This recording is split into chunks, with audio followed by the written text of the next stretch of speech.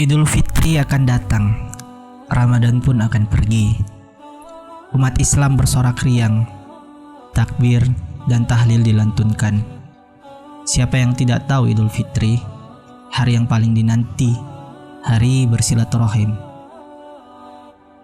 Jika di tahun sebelumnya masyarakat mudik pergi ke kampung halaman masing-masing, bertemu handai tolan, bersua dengan keluarga dan teman, maka tidak untuk tahun ini. Tahun di mana Ramadan harus dihadapi dengan sepi, tiada keramaian dan tiada keindahan, serta tiada kebersamaan. Hal demikian jualah yang terjadi di Al-Quds, bahkan lebih parah lagi.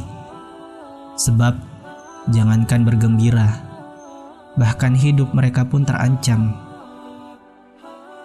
Mereka hidup dalam tekanan dan penjajahan, hingga virus corona muncul, dan itu hanya menambah kepedihan. Mereka tidak dapat lagi sholat Id di Al-Aqsa, tidak bisa lagi bersama-sama berkumpul, tidak seperti dahulu. Jikalau tahun-tahun sebelumnya mereka pergi beranjak ke Al-Aqsa sebagai pelipur lara di dalam menghadapi sengitnya penindasan dan penjajahan Zionis Israel, atau berdiam di Al-Aqsa untuk memupuk semangat dalam berjuang dan bertahan, atau sekedar sholat di Al-Aqsa demi menambah semangat hidup di sana, maka tahun ini itu semua sirna ditelan virus corona.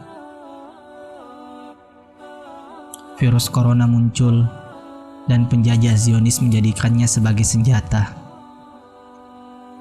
Hanya bisa menambah luka dan kesedihan warga akibat tidak bisa ke Al-Aqsa.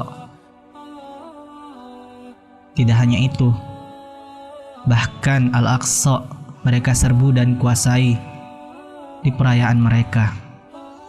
Pada saat yang sama, mereka memukuli siapa saja warga yang berani ke Al-Aqsa. Demikianlah suasana Idul Fitri di sana akan diisi kesedihan dan kesepian. Umat Islam dapat melihat Al-Aqsa, namun tak dapat mengunjunginya. Saya teringat dengan puisi dari seorang penyair dari negeri seribu pulau, negeri yang begitu sangat kaya, negeri yang begitu sangat toleransi terhadap agama-agama lain, dengan judul Palestina, bagaimana bisa aku melupakanmu? Ketika rumah-rumahmu diruntuhkan bulldozer, dengan suara gemuruh menderu serasa pasir dan batu bata dinding kamar tidurku bertebaran di pekaranganku, meneteskan peluh merah dan mengumpulkan debu yang berdarah. Ketika luasan perkebunan jerukmu dan pepohonan apelmu dilipat-lipat sebesar sapu tangan, lalu di Tel Aviv dimasukkan dalam file lemari kantor agraria, serasa kebun kelapa dan pohon manggaku di kawasan Katulistiwa yang dirampas mereka.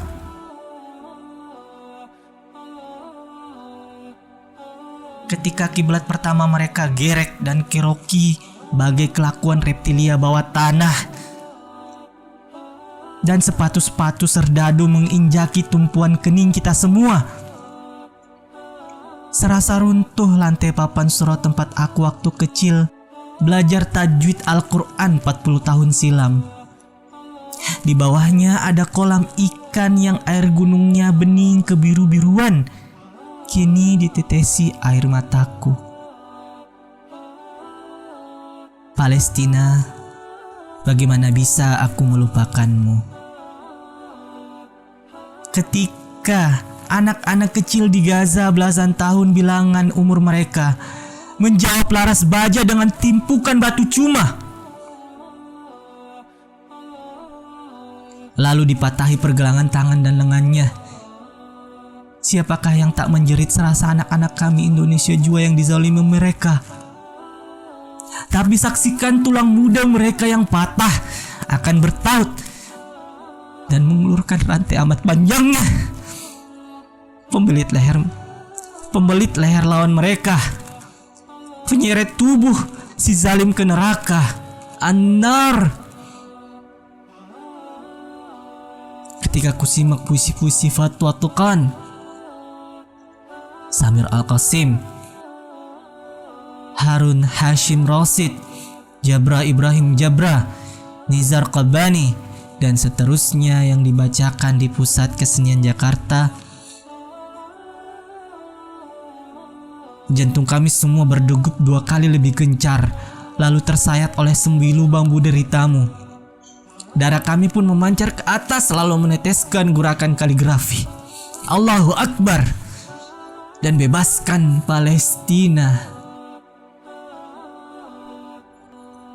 Ketika pabrik tak bernama 1000 ton sepekan memproduksi dusta, menebarkannya ke media cetak dan elektronika, mengoyaki tenda-tenda pengungsi di padang pasir belantara, membangkangit resolusi majelis terhormat di dunia, membantai di Sabra dan Satilah, mengintai Yasser Arafat dan semua pejuang negeri Anda.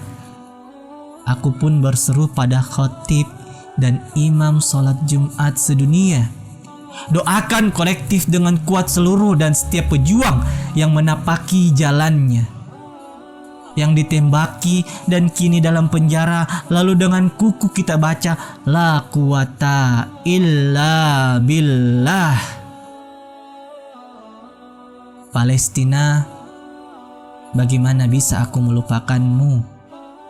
Tanahku jauh bila diukur kilometer beribu-ribu, tapi azan Masjidil Aqsa yang merdu serasa terdengar di telingaku.